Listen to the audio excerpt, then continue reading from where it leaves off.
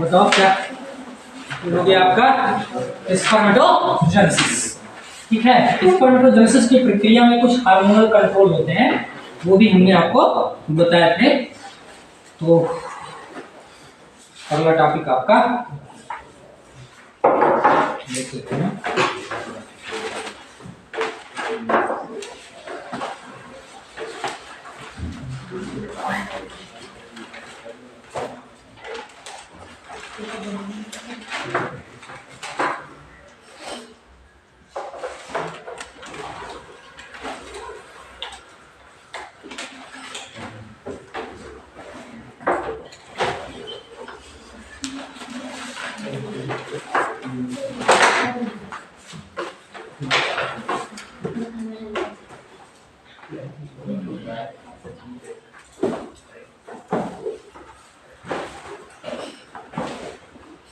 Hormonal control,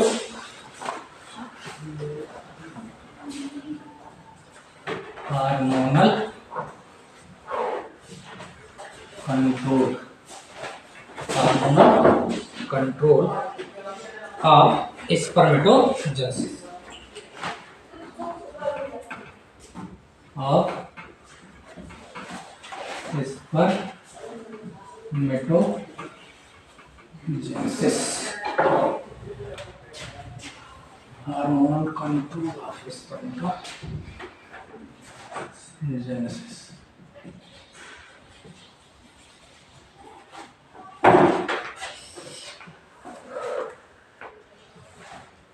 hypothalamus में, hypothalamus से, hypothalamus से GnRH स्रावित होता है।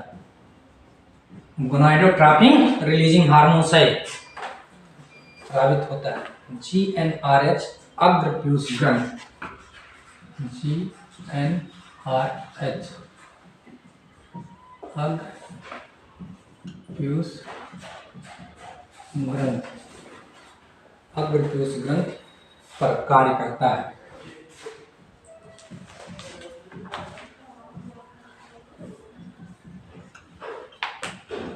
अग्र पीयूष ग्रंथ पर कार्य करता है, जिससे अग्र पीयूष ग्रंथ में, जिससे अग्र पीयूष ग्रंथ से दो हार्मोन्स,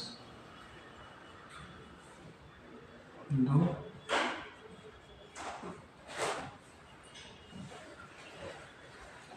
हार्मोन्स स्रावित होते हैं। दो हार्मोन्स स्रावित होते हैं। कौन कौन? पहला दो हार्मोन्स LH, पहला LH, दूसरा FSH, ल्यूटिनाइजिंग हार्मोन्स और फॉलिकल स्टिमुलेटिंग हार्मोन्स। दो हार्मोन्स स्रावित होते। LH लीडिंग सेल पे कार्य करता है। LH लीडिंग सेल पर कार्य करता है, लीडिंग सेल पे कार्य करता है, और लीडिंग सेल पे कार्य करता है, और इससे एंड्रोजन, और इससे एंड्रोजन हार्मोन्स, एंड्रोजन हार्मोन्स अर्थात टेस्टोस्टेरॉन, एंड्रोजन हार्मोन्स अर्थात टेस्टोस्टेरॉन, टेस्टोस्टेरॉन के स्राव को प्रेरित करता है। टेस्टोस्टेरॉन के स्राव को प्रेरित करता है। क्या करता है? टेस्टोस्टेरॉन के स्राव को प्रेरित करता है। टेस्टोस्टेरॉन हार्मोन टेस्टोस्टेरॉन हार्मोन शुक्रजन नलिकाओं को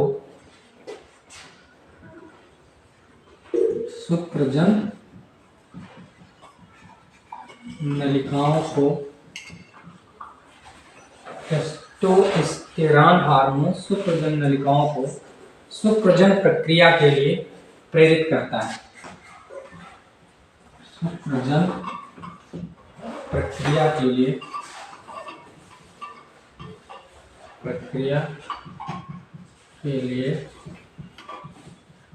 प्रेरित करता है।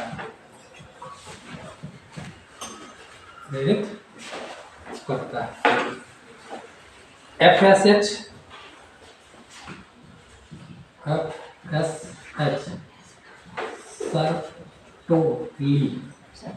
Sertoli cell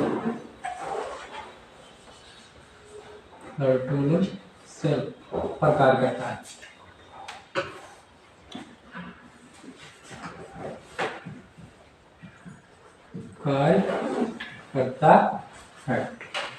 FSH Sertoli cell पर कार्य करता है और इनमें कुछ अन्य घटक के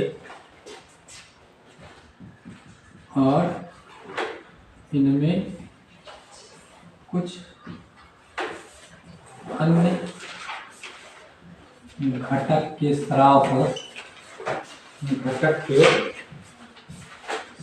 को प्रेरित करता है।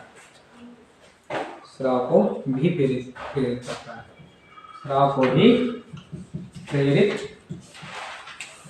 करता है। क्लियर? जो युग्मक जनन के लिए सहायक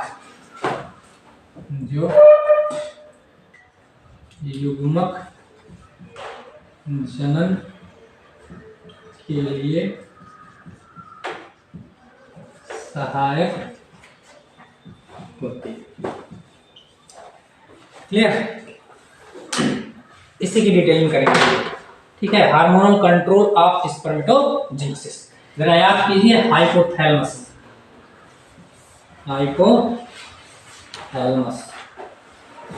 ये हाइपोथैलेमस है। हाइपोथैलेमस में क्या होता है? GnRH गोनाडोट्रोपिन रिलीजिंग हार्मोन्स क्या होता है? गोनाडोट्रोपिन रिलीजिंग हार्मोन्स हाइपोथैलेमस के इंटीरियर पिट्यूटरी से रिलीज होता है। Interior pituitary. ठीक है। कब रिलीज होता है जानते हैं? कब रिलीज होता है? At a puberty. ठीक है ना। जो हाइपोथैलेमस है उस हाइपोथैलेमस के इंटीरियर पिट्यूटरी यानी कि कह रहा है कि हाइपोथैलेमस से GnRH स्रावित होता है। GnRH अग्रप्यूष ग्रंथि पर कार्य करता है। ये जो गोनाडोट्रोपिन रिलीजिंग हार्मोन्स है ये अग्रप्यूष ग्रंथि पर कार्य करता है जाकर के, और अग्रप्यूष ग्रंथि से कहता है कि भैया अब अपन हार्मोन्स निकालो। काहे हो? काहे समय आई है? काहे यह आपके समय आई है कि एट प्यूबर्टी 14 से 16 साल हमने आपको बताया था कि जो स्पर्मेटोजेनेसिस की प्रक्रिया होगी वो स्पर्मेटोजेनेसिस की प्रक्रिया एट प्यूबर्टी होगी। क्लियर? तो एट प्यूबर्टी जो हाइपोथैलेमस है उसमें एक हार्मोन्स है GnRH गोनाडोट्रोपिन रिलीजिंग हार्मोन्स। वो क्या करता है? इंटीरियर पिट्यूटरी पर वर्क करता है और इंटीरियर पिट्यूटरी को कहता है भैया अब अपने हार्मोन्स को स्रावित करो। तो GnRH इसको उत्तेजित कर देता है। तो जब इंटीरियर पिट्यूटरी को उत्तेजित करता है तो ये अपन हार्मोन्स छोड़े लगे। निखिल कुमार, तो कौन हार्मोन्स छोड़ी भैया? ये दो हार्मोन्स छोड़ता है। एक आपका क्या है? FSH। एक हार्मोन्स है FSH, कहते हैं फॉलिकल स्टिमुलेटिंग हार्मोन्स। कहते हैं फॉलिकल स्टिमुलेटिंग हार्मोन्स। और दूसरा है आपका LH। जरा फोकस कीजिएगा। हाइपोथैलेमस में एक हार्मोन्स रिलीज हुआ GnRH gonadotropin releasing hormones. Gonadotropin releasing hormones कहां कार्य किया? इंटीरियर पिट्यूटरी पर कार्य किया। और उसने कहा उससे कि भैया अब तू क्या करो, अपना हार्मोन्स रिलीज कीजिए। तो यह जो गोनाडोट्रोपिन रिलीजिंग हार्मोन्स है, यह इंटीरियर पिट्यूटरी को प्रेरित कर देता है और इंटीरियर पिट्यूटरी से दो हार्मोन्स का स्राव होता है। पहला है FSH, कहते हैं फॉलिकल स्टिमुलेटिंग हार्मोन, नाम याद रखिएगा। दूसरा है ल्यूटिनाइजिंग हार्मोन। तो अल्फा एल याद रखिएगा। ल्यूटिनाइजिंग हार्मोन किस पे कार्य करेगा? लीडिंग सेल पे कार्य करेगा। किस पे कार्य करेगा भैया? लीडिंग सेल पे कार्य करेगा। क्लियर हुआ? या लीडिंग सेल पे कार्य करता है। किस पे कार्य करता है? लीडिंग सेल पे। और इसी लीडिंग सेल से एंड्रोजन क्या निकलते हैं? कौन से हार्मोन? एंड्रोजन हार्मोन स्रावित होता है। एंड्रोजन क्या होता है? सबसे खास टेस्टोस्टेरॉन है। इस बात को ध्यान में रखिएगा। एंड्रोजन क्या है? टेस्टोस्टेरॉन हार्मोन्स कहते हैं इसको। और सबसे खास टेस्टोस्टेरॉन हार्मोन्स कौन है? एंड्रोजन। तो मेल में जो क्या है, लिंग हार्मोन्स है, उसका नाम बताइए। मेल में जो लिंग हार्मोन्स है एंड्रोजन। वैसे एंड्रोजन क्या है? एक प्रकार का टेस्टोस्टेरॉन। क्लियर हुआ? कोई दिक्कत? तो आप देखिए LH ल्यूटिनाइजिंग हार्मोन्स किस पे कार्य किया? लीडिंग सेल पे। लीडिंग सेल क्या निकालता है? एंड्रोजन। एंड्रोजन का हो testosterone. Clear? Clear to all? अब ये जो एंड्रोजन है ये क्या करता है? Stimulate the process of spermatogenesis. याद रखिएगा, स्टिमुलेट द प्रोसेस ऑफ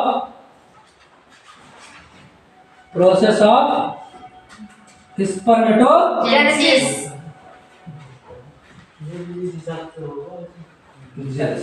कहीं कोई दिक्कत है? एंड्रोजन क्या करता है? स्पर्मेटोजेनेसिस की प्रक्रिया को स्टिमुलेट कर देता है। क्या कर देता है? स्टिमुलेट कर देता है। और क्या करता है? Show the secondary sexual character. दो काम करेगा ये। Show the secondary sexual character, मतलब कि द्वितीयक लैंगिक लक्षणों को प्रदर्शित करता है। द्वितीयक लैंगिक लक्षणों को प्रदर्शित करता है, अर्थात पुरुष में दाढ़ी मूंछ निकल जाता है। समझ रहे हैं ना? इसी को सेकेंडरी सेक्सुअल कैरेक्टर कहते हैं। तो कह रहा है, जरा फोकस कीजिएगा कि LH है ल्यूटिनाइजिंग हार्मोन्स, कहां से? लीडिंग सेल पे। लीडिंग सेल पे कार्य करेगा तो लीडिंग सेल से क्या निकलेंगे? एंड्रोजन। अब क्वेश्चन उठता है, भैया एंड्रोजन कहां से निकलते हैं? लीडिंग सेल से। क्लियर हुआ? तो एंड्रोजन निकला। वो एंड्रोजन क्या है? नर हार्मोन्स। एक नंबर में क्वेश्चन पूछता है कि नर हार्मोन्स का नाम बताइए। क्या नाम है? एंड्रोजन। ठीक, मान लो दिए और टेस्टोस्टेरॉन, तो टेस्टोस्टेरॉन का एंड्रोजन क्या है? टेस्टोस्टेरॉन। और भी टेस्टोस्टेरॉन होते हैं। क्लियर? लेकिन सबसे खास टेस्टोस्टेरॉन कौन होता है? एंड्रोजन होता है। तो ये जो एंड्रोजन है ये स्टिमुलेट कर देता है किसको? स्पर्मेटोजेनेसिस को। निखिल समझ में नहीं आया? क्या नहीं आया? कि एंड्रोजन जो है स्टिमुलेट करता है। स्टिमुलेट का मतलब समझ रहे हो? या स्टिमुलेट करता है स्पर्मेटोजेनेसिस की प्रक्रिया को तेज कर देता है। और दूसरी चीज क्या करता है कि show the secondary sexual character, यानी कि द्वितीयक लैंगिक लक्षणों को प्रदर्शित करता है। क्लियर? अब बच गया क्या आपका? FSH। FSH किसके कार्य करता है? सर्टोली सेल से। सर्टोली सेल पे कार्य करता है। किस पे कार्य करेगा? सर्टोली सेल पे कार्य करेगा। और सर्टोली सेल पे कार्य करेगा और क्या करेगा? फास्ट करता है। क्या फास्ट करता है? फास्ट कर देता है स्पर्मियोजेनेसिस। फास्ट करता है किसको? स्पर्मियोजेनेसिस। अब स्पर्मियोजेनेसिस क्या है? When the spermatids change into the sperm is called the spermiogenesis. तो जो आपका सर्टोली सेल है वो कहता है भैया, क्या कहता है कि स्पर्मेटिड्स से जल्दी जल्दी स्पर्म बनावे। ठीक है ना, बतिया समझो तो। FSH यानी कि फॉलिकल स्टिमुलेटिंग हार्मोन्स कार्य करता है सर्टोली सेल पे। सर्टोली सेल क्या करता है? फास्ट कर देता है किस क्रिया को? स्पर्मियोजेनेसिस। स्पर्मियोजेनेसिस की प्रक्रिया क्या है? स्पर्मेटिड्स स्पर्म में बदलते हैं। तो इस प्रक्रिया में बहुत तेजी के साथ स्पर्मेटिड्स क्या होंगे? स्पर्म में कन्वर्ट होने शुरू हो जाएंगे। किसके कारण? FSH चूंकि सर्टोली सेल पे कार्य कर रहा है, इसी के कारण स्पर्मेटिड्स तेजी से क्या करेंगे? स्पर्म का फॉर्मेशन करने लगेंगे। यानी कि स्पर्म बनने की प्रक्रिया को तेज करता है कि भैया FSH। Clear? Follicle stimulating hormones. Clear to all? किस पे कार्य करेगा? कार्य करेगा सर्टोली सेल पे। और क्या करेगा? यह करेगा स्पर्मियोजेनेसिस की प्रक्रिया को फास्ट कर देता है। तो आप नीचे लिख सकते हैं कि स्पर्म बनाने की प्रक्रिया, स्पर्म बनाने की प्रक्रिया को क्या करता है? तेज कर देता है। अब जरा ऊपर आइए और जरा अपनी नजर यहाँ पर घुमाइए भैया। हाइपोथैलेमस से GnRH गोनाडोट्रोपिन रिलीजिंग हार्मोन स्रावित होता है। GnRH अग्र पीयूष ग्रंथि पर कार्य करता है। पूछेगा GnRH कहाँ कार्य करता है? गोनाडोट्रोपिन हार्मोन्स कहाँ कार्य करता है? अग्र पीयूष ग्रंथि पर कार्य करता है। इस अग्र पीयूष ग्रंथि से कितने हार्मोन्स निकलते हैं? 2।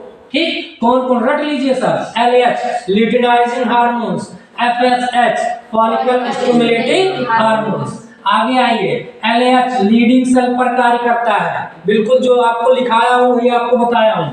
ठीक है, LH लीडिंग सेल पे कार्य करता है और इससे क्या निकलते हैं? Androgen hormones. एंड्रोजन हार्मोन्स अर्थात टेस्टोस्टेरॉन के स्राव को प्रेरित करता है। क्लियर?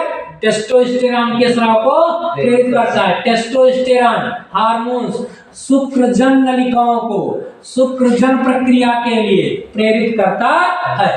यानी कि शुक्रजन नलिकाओं को क्या करने के लिए? शुक्र जनन क्रिया मतलब स्पर्मेटोजेनेसिस की क्रिया को करने के लिए प्रेरित करता है। मतलब हो गया, अगर LH जो है वो लीडिंग सेल पे कार्य नहीं करेगा तो स्पर्मेटोजेनेसिस की प्रक्रिया नहीं हो पाएगी। क्योंकि हम तो आपको पहले भी बताए हैं कि भैया ये जो हार्मोन्स है, इस जो आप स्पर्मेटोजेनेसिस की प्रक्रिया पढ़ रहे हो वो हार्मोन के कंट्रोल में होती है। ठीक है ना? तो ये जो आपका LH है यह कंट्रोलिंग करेगा स्पर्मेटोजेनेसिस की प्रक्रिया को। ठीक है ना? तो LH जब निकलेगा और लीडिंग सेल पे कार्य करेगा तो यह क्या करेगा? स्पर्मेटोजेनेसिस की प्रक्रिया को तेज करेगा और तभी स्पर्मेटोजेनेसिस की प्रक्रिया होगी। किसकी उपस्थिति में? LH की उपस्थिति में। LH ना ही रही, ल्यूटिनाइजिंग ना ही रही तो स्पर्मेटोजेनेसिस ना ही हो पाई। क्लियर हुआ? तो वही चीज यहाँ पर कह रहा है कि टेस्टोस्टेरॉन हार्मोन शुक्रजनन नलिकाओं को शुक्रजन प्रक्रिया के लिए क्या करता है? प्रेरित कर देता है। अब क्लियर हुआ कि शुक्रजन प्रक्रिया को कौन प्रेरित करता है? तुरंत उत्तर दीजिएगा। LH। कौन करता है? LH ल्यूटिनाइजिंग हार्मोन करता है।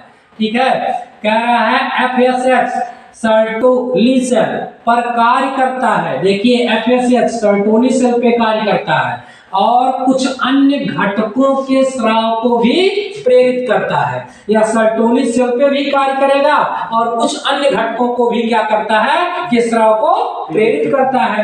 इसके अलावा फास्ट करता है स्पर्मियोजेनेसिस को। स्पर्मियोजेनेसिस को फास्ट करता है। यानी कि स्पर्मियोजेनेसिस क्या है? जब स्पर्मेटिड्स स्पर्म में चेंज होते हैं तो इस प्रक्रिया को स्पर्मियोजेनेसिस कहते हैं। तो यह जो FSH है वह निकलता है तभी क्या होता है कि बहुत तेजी के साथ स्पर्मेटिड से स्पर्म बनने लगते हैं। क्लियर? तो यह आपका था hormonal control of spermatogenesis. Clear to all? Clear to all? सभी को क्लियर है? Any problem? आगे चलते हैं।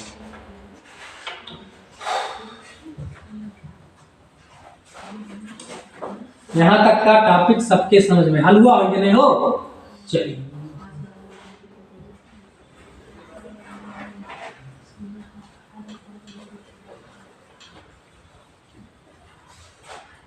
यहां तक का टॉपिक जो है सबको क्लियर हुआ, तो आगे हम लोग चलेंगे, बात करेंगे हम लोग किसकी? स्पर्म की। अगला टॉपिक आपका है स्ट्रक्चर ऑफ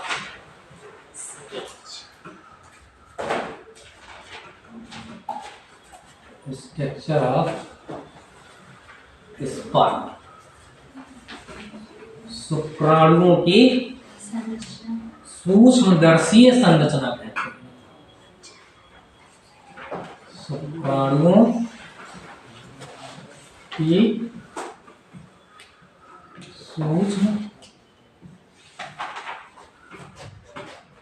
सूक्ष्मदर्शीय संरचना। शुक्राणुओं की सूक्ष्मदर्शीय संरचना।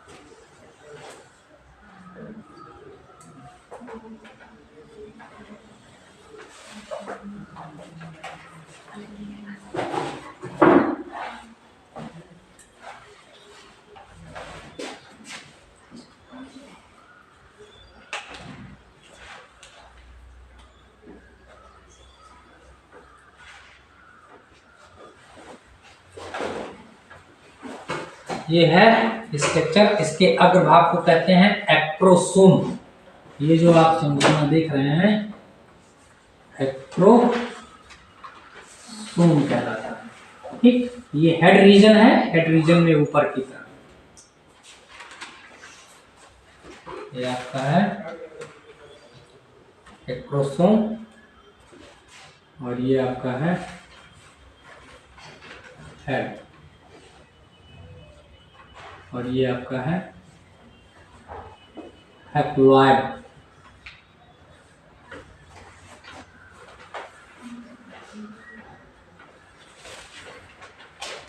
Haploid nucleus,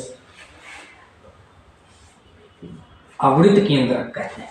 haploid nucleus head region में पाया जाता है।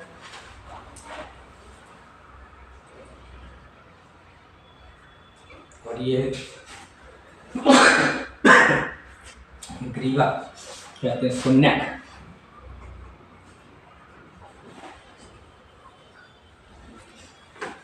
इस भाग को कहते हैं ग्रीवा, इस भाग को कहते हैं मिडिल भाग, मध्य भाग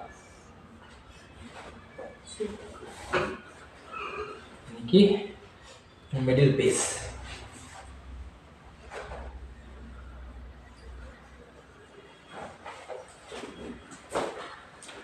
और सबसे लास्ट क्या होता है? टेल।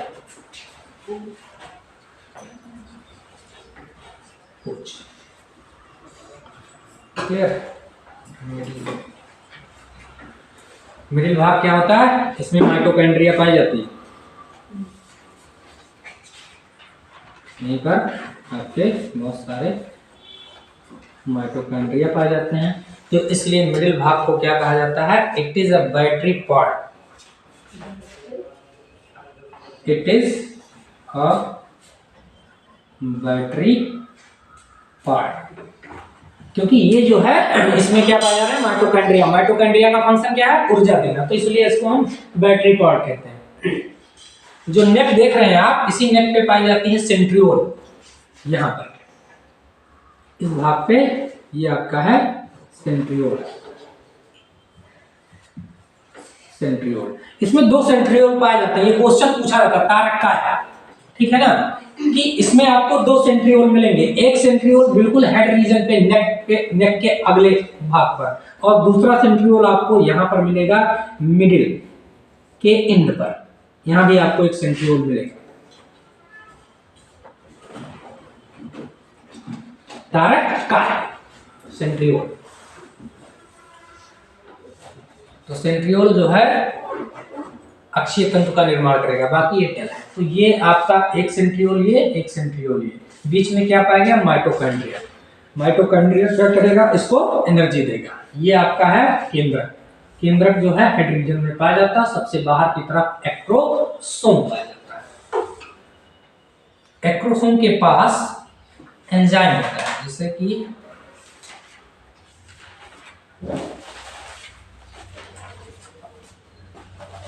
और एक्रोसोम का निर्माण किससे होता है यह भी आप जानिए। जो एक्रोसोम है उसका निर्माण होता है गाल्जी, ये भी बहुत पूछता है, गाल्जी काय से। एक्रोसोम का फॉर्मेशन कैसे होता है, गाल्जी काय से।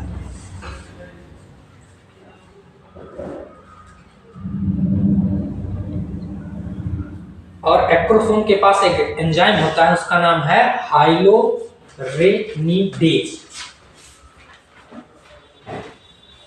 हाइलोरेनिडेज, ये भी क्वेश्चन पूछा जाता है।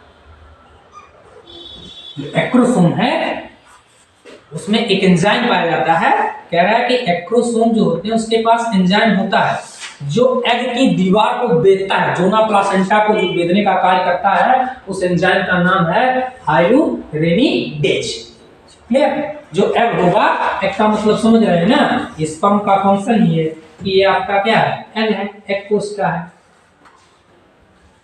एग सेल है। तो जब स्पर्म आएगा यहां पर, तो इसका जो एक्रोसोम है वो इस दीवार को लाइसिस करेगा, तभी तो इसका हेड रीजन अंदर जाएगा। तो ये जो आपका क्या है, हाइलोरेनिडेज एंजाइम पाया जाता है इसके एक्रोसोम में, जिसका फंक्शन ये होता है कि जो एग है अंडर कोशिका है, यानी कि जो एग है उसकी दीवारों को बेधने का कार्य करता है, और तभी जो है शुक्राणु जो है वो कहाँ जाता है, एग सेल के अंदर उसका हेड रीजन पहुंचता है। तो ये सारी चीजें आपको याद रखने की जरूरत है कि अगर हम शुक्राणुओं की सूक्ष्मदर्शी संरचना पढ़ेंगे तो उसके शुक्राणु के कितने भाग होते हैं। देखिए ऊपर का भाग हेड कहलाता है, ठीक, हेड के नीचे क्या होता है, नेक, ग्रीवा भाग पाया जाता है। हेड रीजन में याद रखिएगा न्यूक्लियस, एक न्यूक्लियस होता है, हैप्लॉइड न्यूक्लियस, आवृत केंद्रक पाया जाता है, और शीर्ष भाग पर क्या होता है, एक्रोसोम पाया जाता है। क्लियर। एक्रोसोम जो होता है वो गाल्जी काय का बना होता है। किसका बना होता है, गाल्जी काय का बना होता है। दूसरी चीज, जो आपका नेक है, इस नेक में यानी कि शुक्राणुओं का जो नेक है, इस नेक में क्या होता है, सबसे ऊपरी सिरे पर यानी कि गर्दन के सबसे ऊपरी सिरे पर सेंट्रियोल पाया जाता है। ध्यान रखेंगे कि एक स्पर्म में जो सेंट्रियोल होता है वो 2 सेंट्रियोल पाया जाता है। एक तो बिल्कुल नेक के अपर रीजन में पाया जाएगा और एक मिडिल के लोअर रीजन में पाया जाएगा। क्लियर। 2 सेंट्रियोल पाए जाते हैं। उनका फंक्शन क्या है, कार्य क्या है, हम आगे आपको बताएंगे। जो मिडिल रीजन है, इस मिडिल रीजन में क्या पाई जाती हैं, माइटोकॉन्ड्रिया पाई जाती हैं। माइटोकॉन्ड्रिया का फंक्शन क्या है, माइटोकॉन्ड्रिया ऊर्जा देती है, ठीक। तो ऊर्जा किसको देती है, ये जो आप टेल देख रहे हैं इन्हीं टेल को देती है। तो इसी टेल की सहायता से क्या करते हैं, स्विमिंग करते हैं, क्योंकि इनको ऊर्जा मिलता है। क्यों ऐसा है, क्योंकि ये जो एग है ये तो क्या है, नॉन मोटाइल है, ये तो आचल है ना। ये जो आपका एग है ये आचल, ये चल नहीं सकता है। तो ये जब निकलेगा कहां से, फीमेल गैमेट से, तो कहां जाएगा, आएगा कहां पर भैया, आएगा एम्पलरी अस्थमा जंक्शन पे, ठीक। अब वहां से इधर उधर नहीं जाना है इसको, तो इस रास्ते से कौन जाएगा, स्पर्म जाएगा और बाई स्विमिंग करते जाएगा यहाँ पर इस रीजन पे। स्विमिंग करेगा कैसे, टेल के माध्यम से स्विमिंग करेगा। और टेल के माध्यम से स्विमिंग कर कैसे पाएगा, क्योंकि इसमें माइटोकॉन्ड्रिया पाई जाती है, और माइटोकॉन्ड्रिया इसको क्या करेगी, ऊर्जा देगी। क्लियर? तो इसी के बारे में हम पढ़ने वाले हैं कि आपका शुक्राणु की सूक्ष्मदर्शीय संरचना क्या है। चलिए देखिए,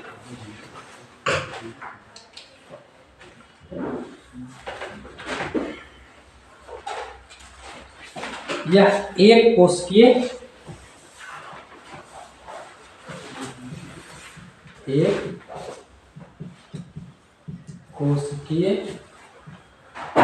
शुक्राणु जो है एक कोशिकीय सूक्ष्मदर्शीय संरचना है।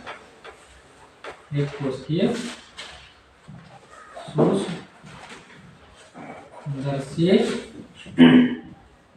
संरचना है जिसमें एक फ्लैजिला पाया जाता है। जिसमें एक फ्लैजिला पाया जाता है। इसमें एक फ्लैजिला पाया जाता है, अर्थात स्पर्म क्या होता है? यूनिफ्लैजिलेटेड होता है। एक ही तो फ्लैजिला पाया गया, अर्थात स्पर्म यूनिफ्लैजिलेटेड होता है। इस बात को ध्यान में रखेंगे। स्पर्म क्या होता है भैया? यूनिफ्लैजिलेटेड होता है। यूनिफ्लैजिलेटेड होता है। एक प्लाज्मा झिल्ली, एक प्लाज्मा मेम्ब्रेन,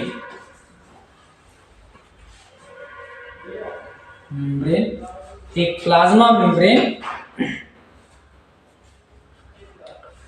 प्लाज्मा मेम्ब्रेन पूरे शुक्राणु की बॉडी को, पूरे शुक्राणु की बॉडी, हिंदी में कहते हैं काय, को आवृत करती, मतलब घेरे रखती। इसके निम्न भाग,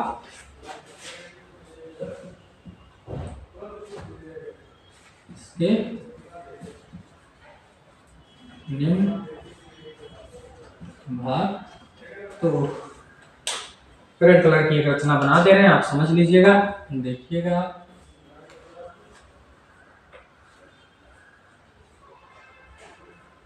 बाहर की तरफ एक प्लाज्मा मेम्ब्रेन,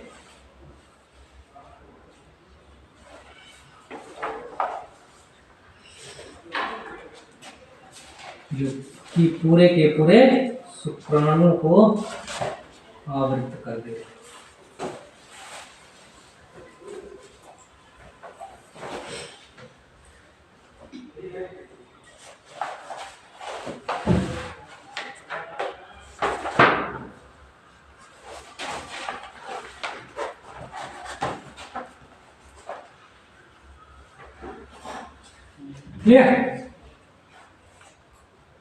कह रहा है कि शुक्राणु क्या है? तो शुक्राणु जो है, स्पर्म जो है, स्पर्म यह एक कोशिकीय सूक्ष्मदर्शीय संरचना है जिसमें एक फ्लैजिला होता है। यानी कि शुक्राणु में एक फ्लैजिला पाया जाता है। इसका मतलब हो गया स्पर्म क्या होता है? यूनिफ्लैजिलेटेड होता है। इस बात को ध्यान में रखिएगा कि स्पर्म क्या होता है? यूनिफ्लैजिलेटेड होता है। एक प्लाज्मा मेम्ब्रेन पूरे शुक्राणु की काय को, यानी बॉडी को क्या करती है? आवृत करती रहती है। तो देखिए, एक प्लाज्मा मेम्ब्रेन पूरे के पूरे स्पर्म की बॉडी को क्या कर रही है? कवर्ड किए हुए है। क्लियर हुआ? अब उसके बाद क्या है? इसके निम्न भाग होते हैं। पहला भाग क्या है? पहला भाग है शीर्ष, हेड है। यह शुक्राणु का अग्रभाग होता है।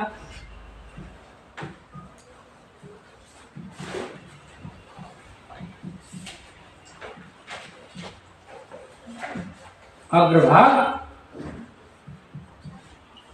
यह शुक्राणु का अग्रभाग होता है जिसमें एक इलांगेटेड,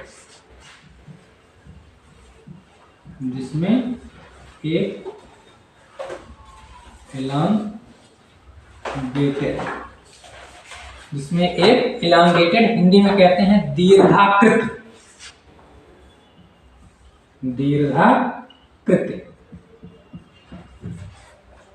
दीर्घाकृत अवृत केंद्रक पाया जाता है। अवृत केंद्रक पाया जाता है, केंद्रक पाया जाता है। इसके अग्रभाग पर गालजी काय से, इसके अग्रभाग पर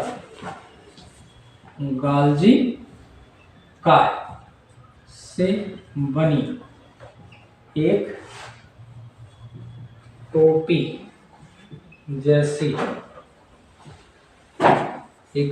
जैसी संरचना पाई जाती है, टोपी जैसी संरचना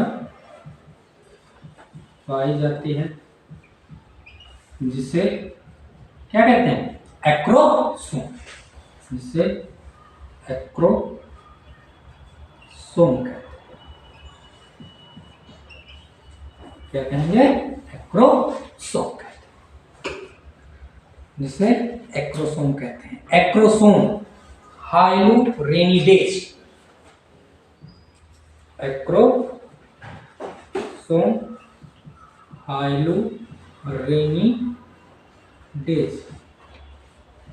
हाइलुरेनिडेज एंजाइम से भरा होता है, एंजाइम से भरा होता है। यह एंजाइम अंडाणुओं के बाहर उपस्थित, यह एंजाइम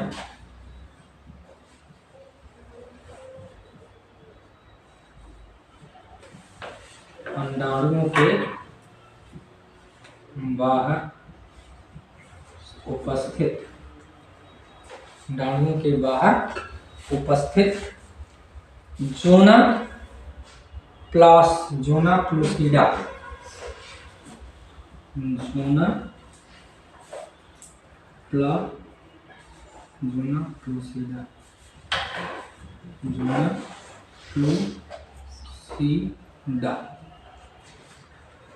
प्लूसिडा जिसको कहते हैं द्वितीय भित्त, लिख सकते हैं द्वितीय भित्त, जोना प्लूसिडा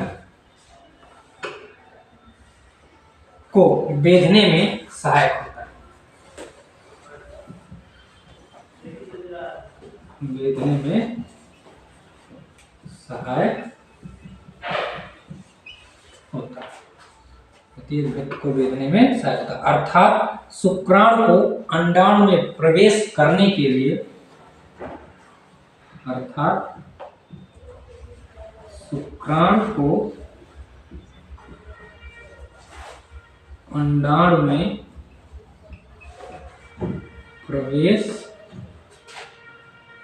करने के लिए कौन एंजाइम चाहिए? करने के लिए हाइलुरोनिडेज,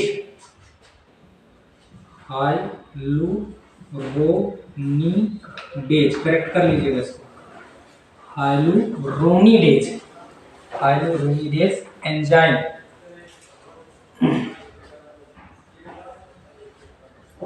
एंजाइम तथा एक्रोसोम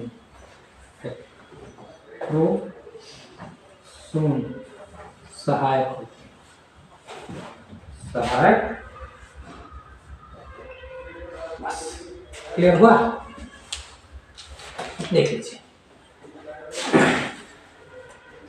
कह रहा है कि हम बात कर रहे हैं क्या कि स्ट्रक्चर ऑफ स्पर्म, यानी कि शुक्राणुओं की सुंदर सी संरचना क्या होगी। तो हमने आपसे कहा कि जब आप शुक्राणु को देखेंगे तो यह एक कोशिकीय सूक्ष्मदर्शीय संरचना है जिसमें क्या होती है, एक फ्लैजिला पाई जाती है। इसका मतलब हो गया कि स्पर्म क्या होता है, स्पर्म जो है वो चल सकता है, यूनिफ्लैजिलेट होता है, एक फ्लैजिला पाई जाती है। इसके निम्नलिखित भाग होते हैं। सबसे पहला है शीर्ष यानी कि हेड। तो यह शुक्राणु का अग्रभाग होता है। आप जरा देखिए हेड रीजन को, यह क्या है, अग्रभाग होता है, ठीक, जिसमें एक इलांगेटेड यानी कि दीर्घाकृत आवृत केंद्रक पाया जाता है। ये जो हमने आपसे कहा ना कि कौन सा न्यूक्लियस है, हैप्लॉइड न्यूक्लियस यानी कि आवृत केंद्रक पाया जाता है। तो यह भी क्वेश्चन उठता है कि जो स्पर्म होता है उस स्पर्म में केंद्रक कहाँ पाया जाता है, तो कहाँ पाया जाता है, हेड रीजन में पाया जाता है,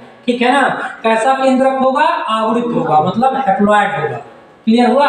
तो एक आवृत केंद्रक उपस्थित होता है। इसके अग्रभाग पर गाल्जी काय से बनी एक टोपी जैसी संरचना पाई जाती है। तो आप जरा देखिए अग्रभाग पर ये जो टोपी जैसी संरचना दिख रही है इसे एक्रोसोम कहते हैं, जो सामान्यतः गाल्जी काय से बनी होती है। इसमें एक एंजाइम भरा होता है और उस एंजाइम का क्या नाम है, हाइलुरोनिडेज। क्या नाम है, हाइलुरोनिडेज। इसको सही कर लीजिएगा, हाइलुरोनिडेज। क्लियर। तो जो एक्रोसोम है इस एक्रोसोम में क्या होता है, एक एंजाइम भरा होता है और वह एंजाइम है हाइलुरोनिडेज। यह जो हाइलुरोनिडेज है उसका फंक्शन क्या है, ये जब शुक्राणु क्या करता है, अंडाणु में प्रवेश करता है तो प्रवेश करने से पहले जो अंडाणुओं की द्वितीयक स्तर होती है जोना प्लोसिडा, उसको बेधने का कार्य करता है। कौन, हाइलुरोनिडेज। और कौन, एक्रोसोम, क्योंकि एक्रोसोम हेड रीजन में पाया गया तो एक्रोसोम पहले क्या करेगा, यही एग कोशिका में इंटर करेगा, यही एक कोशिका में क्या करेगा, इंटर करेगा। अब सेंट्रियोल का क्या फंक्शन है हम आपको बताएंगे, जो है सेंट्रियोल पाया जाता है उसका भी एक अपना कंट्रीब्यूशन है। लेकिन अभी आप ये जानिए कि हम पढ़ रहे हैं शीर्ष, तो शुक्राणु का जो शीर्ष भाग होता है वह अग्रभाग ही शीर्ष भाग कहलाता है। इसमें एक हैप्लॉइड न्यूक्लियस पाए जाते हैं, ऊपर की तरफ एक टोपी जैसी संरचना पाई जाती है। इस टोपी जैसी संरचना को एक्रोसोम कहते हैं। एक्रोसोम जो है वो गाल्जी काय से बना होता है। इसी एक्रोसोम में एक एंजाइम भरा होता है, उस एंजाइम का नाम क्या है, हाइलुरोनिडेज। क्लियर। आगे चलते हैं। अब कह रहा है एक्रोसोम हाइलुरोनिडेज एंजाइम से भरा होता है। यह एंजाइम अंडाणु के बाहर उपस्थित जोना प्लोसिडा यानी द्वितीयक वृत्त को बेधने में सहायक होता है। अर्थात शुक्राणु अंडाणु में प्रवेश करने के लिए, शुक्राणुओं का अंडाणु में प्रवेश करने के लिए कौन सहायता करता है, एक्रोसोम और हाइलुरोनिडेज एंजाइम। क्लियर। अब तो कोई दिक्कत है नहीं। पहला पार्ट हमने स्पर्म का पढ़ लिया, हेड रीजन। कि हेड रीजन क्या है, उसमें क्या पाए जाते हैं। तो केंद्रक कहाँ पाया जाता है स्पर्म में, हेड रीजन में। कौन सा केंद्रक पाया जाता है, हैप्लॉइड न्यूक्लियस पाया जाता है। बताइए एक्रोसोम किसका बना होता है, गाल्जी काय का बना होता है। एक्रोसोम में कौन सा एंजाइम होता है, हाइलुरोनिडेज एंजाइम होता है। हाइलुरोनिडेज का फंक्शन क्या होता है, जोना प्लोसिडा को बेधने का कार्य करता है। क्लियर। जोना प्लोसिडा कहाँ पाई जाती है, एग सेल में। कहाँ पाई जाती है, एग में। जो द्वितीय स्तर होता है एक सेल का उसी को जोना प्लोसिडा कहते हैं। जब हम आपको एग पढ़ाएंगे, उसकी स्ट्रक्चर पढ़ाएंगे तो एक एक चीज निकाल करके आपको दिखाएंगे कि कौन सी लेयर क्या कहलाती है। अभी तो आप इसके बारे में पढ़ रहे हैं, स्पर्म के बारे में, तो इसको जानिए। एक साथ पढ़ेंगे तो दिक्कत में आ जाएंगे। क्लियर। आज के लिए हम इतना ही, आज के लिए इतना ही। धन्यवाद। कल फिर मिलेंगे। बायो क्लासेस में आपका स्वागत है।